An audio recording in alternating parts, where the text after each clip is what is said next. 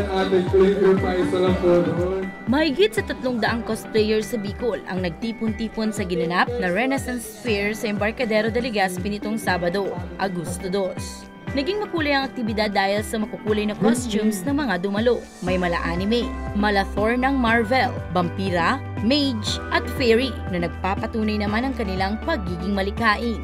Ang pagko-cosplay hindi lamang daw libangan ng mga cosplayers dahil nailalabas nila dito ang kanilang talento sa sining at nade-develop ang kanilang kumpiyansa sa kanilang sarili.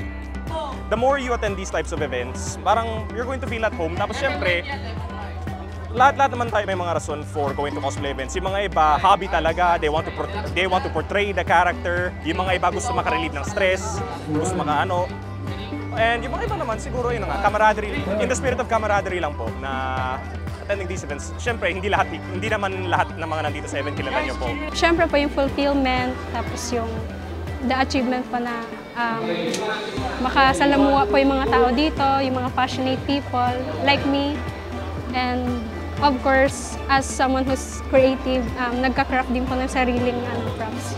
Mas napapalabas ko pa yung creativity.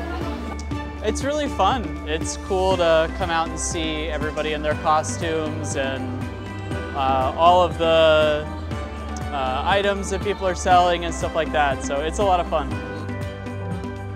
Bukod sa cosplay, tampok din sa aktibidad ang iba't ibang art crafts ng mahigit 10 exhibitors.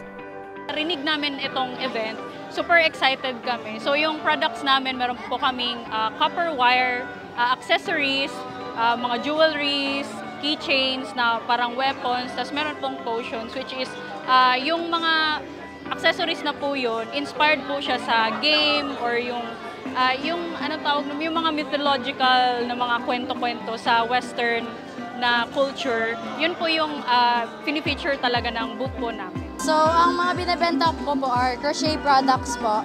I make crochet plushies po. Meron po kaming animals, squid, bees, strawberries, then bouquet.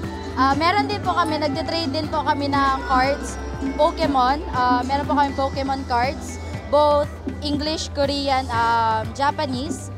Meron din po kaming OG Filipino gacha, tinatawag po namin.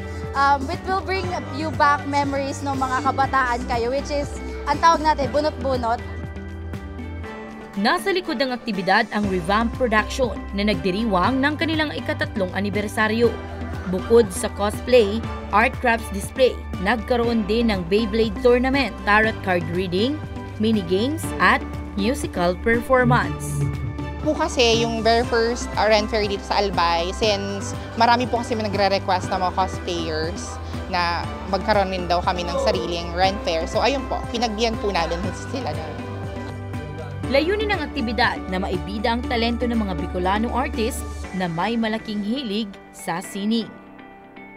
Para sa mga balitang Tatak Bicol, Danica Garcia.